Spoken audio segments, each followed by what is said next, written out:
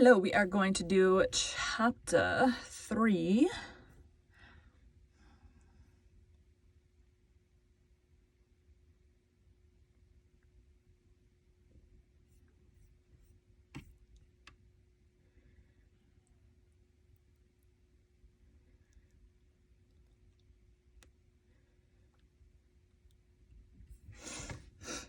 Okay.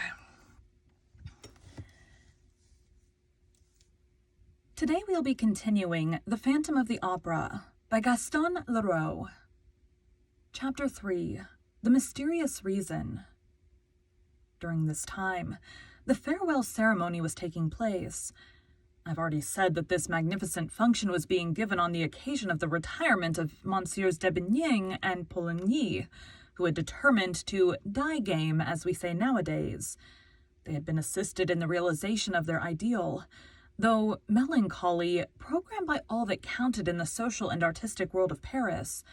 All these people met, after the performance in the foyer of the ballet, where Sorelli waited for the arrival of the retiring managers with a glass of champagne in her hand, and a little prepared speech at the tip of her tongue. Behind her, the members of the Corps de Ballet, young and old, discussed the events of the day, in whispers or exchanged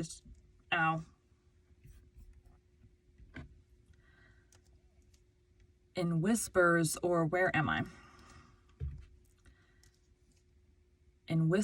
or exchanged discreet signals with their friends, a noisy crowd of whom surrounded the supper tables arranged along the slanting floor.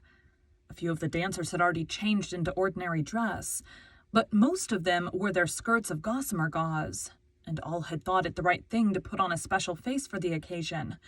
All that is, except little Jamis, whose 15 summers, happy age, seemed already to have forgotten the ghost and the death of Joseph Buquet. She never ceased to laugh and chatter, to hop about and play practical jokes, until Messieurs de Bigny and Poligny appeared on the steps of the foyer, when she was severely called to order by the impatient Sorelli. Everybody remarked that the retiring managers looked cheerful, as is the Paris way. None will ever be a true Parisian who has not learned to wear a mask of gaiety over his sorrows, and one of sadness, boredom, or indifference over his inward joy. You know that one of your friends is in trouble. Do not try to console him, but he will tell you that he is already comforted. But should he have met with good fortune, be careful how you congratulate him. He thinks it so natural that he is surprised that you should speak of it. In Paris, our lives are one masked ball, and the foyer of the ballet is the last place in which two men so knowing as Monsieur de Bigny and Monsieur Poligny would have made the mistake of betraying their grief, however genuine it might be. And they were already smiling rather too broadly upon Sorelli, who had begun to recite her speech, when an exclamation from that little madcap of a Jamis broke the smile of the managers, so brutally that the expression of distress and dismay that lay beneath it became apparent to all eyes. "The opera ghost!" Jamis yelled these words in a tone of unspeakable terror, and her finger pointed, among the crowd of dandies, to a face so pallid, so lugubrious, and so ugly, with two such deep black cavities under the straddling eyebrows, that the death's head in question immediately scored a huge success. "The opera ghost! The opera ghost!" Everybody laughed and pushed his neighbor, and wanted to offer the opera ghost a drink, but he was gone. He had slipped through the crowd, and the others vainly hunted for him, while two old gentlemen tried to calm little Jamis, and while little Giry stood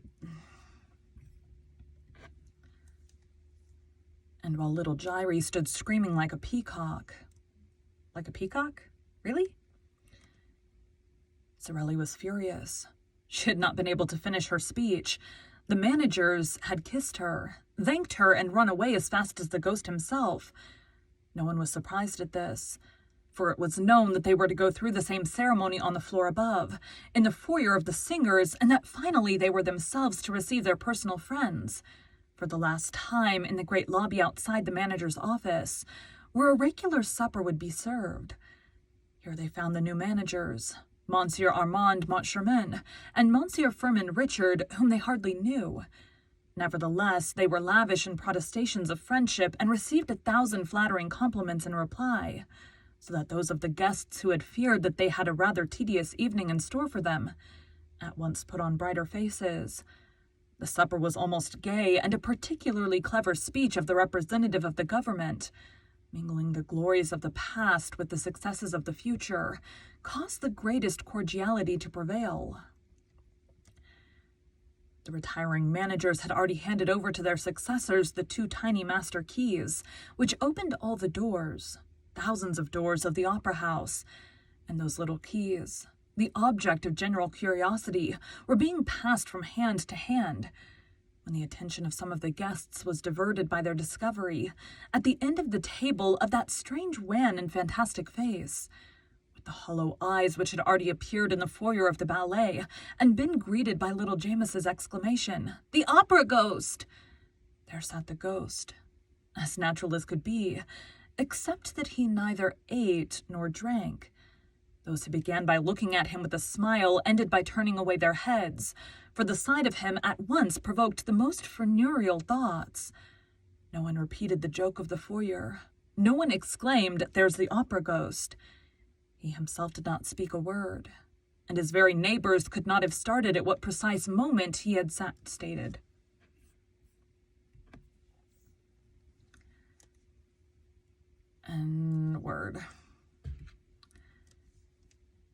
And his very neighbors could not have stated at what precise moment he had sat down between them. But everyone felt that if the dead did ever come and sit at the table of the living, they could not cut a more ghastly figure. The friends of Firmin Richard and Armand Moncharmin thought that this lean and skinny guest was an acquaintance of Debeney's or Poligny's, while Debienne's and Poligny's friends believed that the cadaverous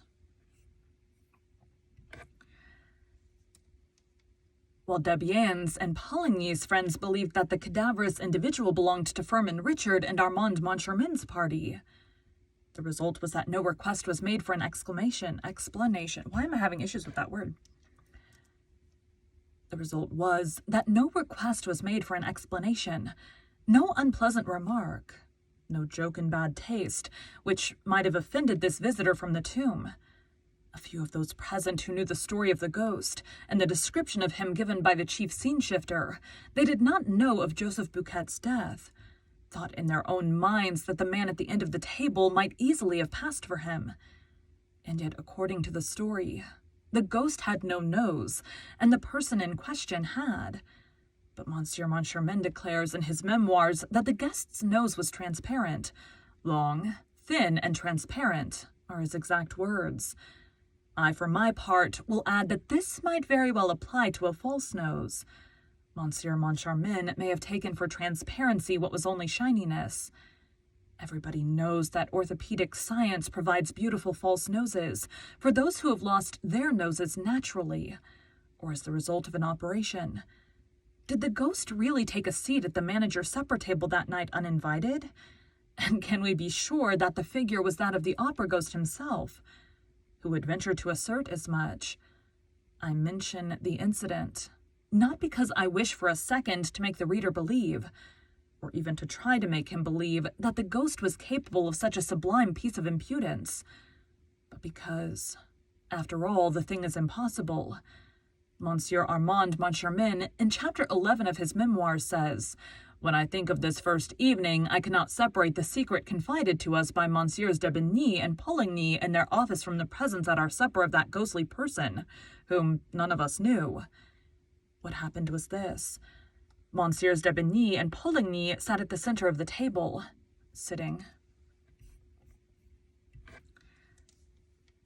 Messieurs Debeney and Poligny, sitting at the center of the table, had not seen the man with the death's head. Suddenly he began to speak. "The ballet girls are right," he said. "The death of that poor Buquet is perhaps not so natural as people think." Debeney and Poligny gave a start. "Is Buquet dead?" they cried. "Yes," replied the man, or the shadow of a man quietly. "He was found this evening, hanging in the third cellar between a farmhouse and a scene from the Roi de Lahore." The 2 managers, or rather ex-managers, at once rose and stared strangely at the speaker. They were more excited than they need have been. That is to say, more excited than anyone need be by the announcement of the suicide of a chief scene shifter. They looked at each other. They had both turned whiter than the tablecloth. At last de Bernis made a sign to Monsieurs Richard and Moncharmin. Poligny muttered a few words of excuse to the guests, and all four went into the manager's office. I leave Monsieur Moncharmin to complete the story. In his memoirs, he says, Monsieurs de Bernis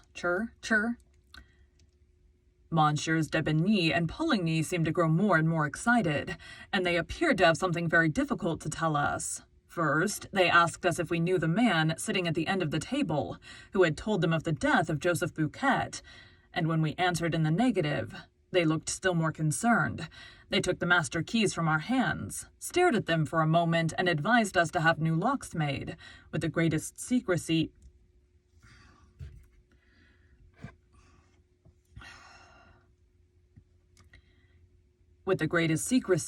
For the rooms, closets, and presses that we might wish to have hermetically closed. They said this so funnily that we began to laugh and to ask if there were thieves at the opera. They replied that there was something worse, which was the ghost. We began to laugh again, feeling sure that they were indulging in some joke that was intended to crown our little entertainment. Then at their request, we became serious, resolving to humor them and to enter into the spirit of the game. They told us that they never would have spoken to us of the ghost, if they had not received formal orders from the ghost himself to ask us to be pleasant to him and to grant any request that he might make. However, in their relief at leaving a domain where that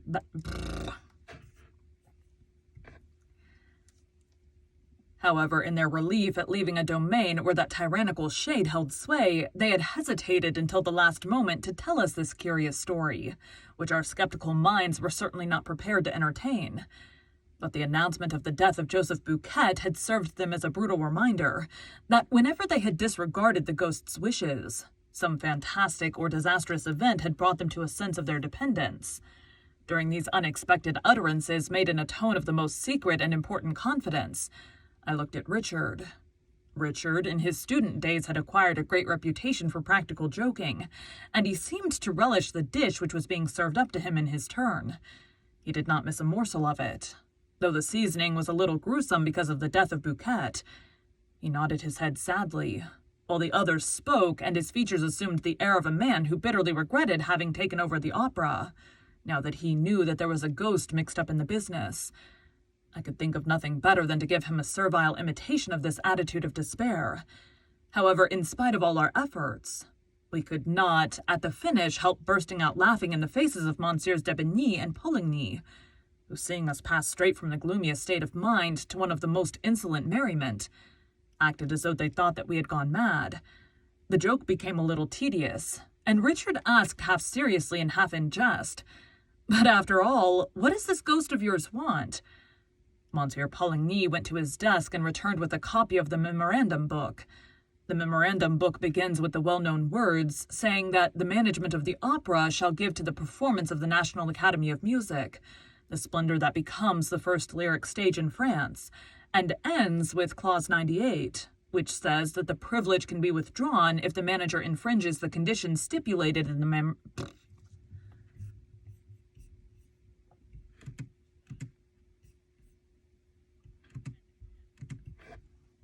Click here. And ends.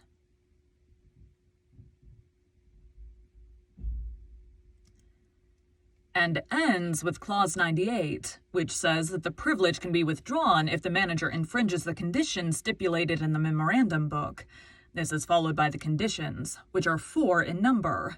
The copy produced by Monsieur Poligny was written in black ink, and exactly similar to that in our possession, except that at the end it contained a paragraph, in red ink and in a queer labored handwriting, as though it had been produced by dipping the heads of matches into the ink, the writing of a child that has never got beyond the downstrokes, and has not learned to join its letters. This paragraph ran, word for word, as follows: 5. or if the manager, in any month, delay for more than a fortnight the payment of the allowance which he shall make to the opera ghost, an allowance of 20,000 francs a month, say 240,000 francs a year. Monsieur Poligny pointed with a hesitating finger to this last clause, which we certainly did not expect. Is this all? Does he not want anything else? Asked Richard with the greatest coolness. Yes, he does, replied Poligny, and he turned over the pages of the memorandum.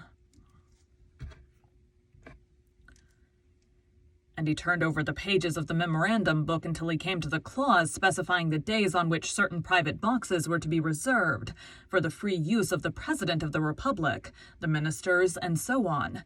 At the end of this clause, a line had been added, also in red ink. Box 5 on the grand tier shall be placed at the disposal of the opera ghost for every performance. When we saw this, there was nothing else for us to do but to rise from our chairs, shake our two predecessors warmly by the hand, and congratulate them on thinking of this charming little joke, which proved that the old French sense of humor was never likely to become extinct. Richard added that he now understood why Messieurs d'Aubigny and Poligny were retiring from the management of the National Academy. Too fast. Richard added that he now understood why Messieurs d'Aubigny and Poligny were retiring from the management of the National Academy of Music. Business was impossible with so unreasonable a ghost. Certainly 240,000 francs are not to be picked up for the asking, said Monsieur Poligny, without moving a muscle of his face.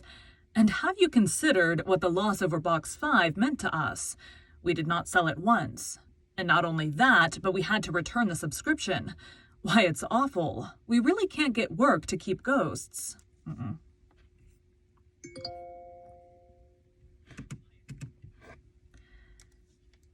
Why, it's awful. We really can't work to keep ghosts. We prefer to go away. Yes, echoed Monsieur d'Aubigny. We prefer to go away. Let us go. And he stood up. Richard said, But after all it seems to me that you were much too kind to the ghost. If I had such a troublesome ghost as that, I should not hesitate to have him arrested. But how? Where? They cried in chorus. We have never seen him. But when he comes to his box, we have never seen him in his box. Then sell it.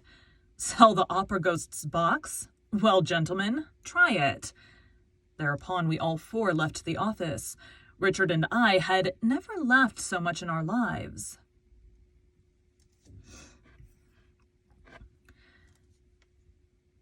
Thank you for joining Bite at a Time Books today, while we read a bite of one of your favorite classics. Again, my name is Bree Carlisle, and I hope you come back tomorrow for the next bite of The Phantom of the Opera.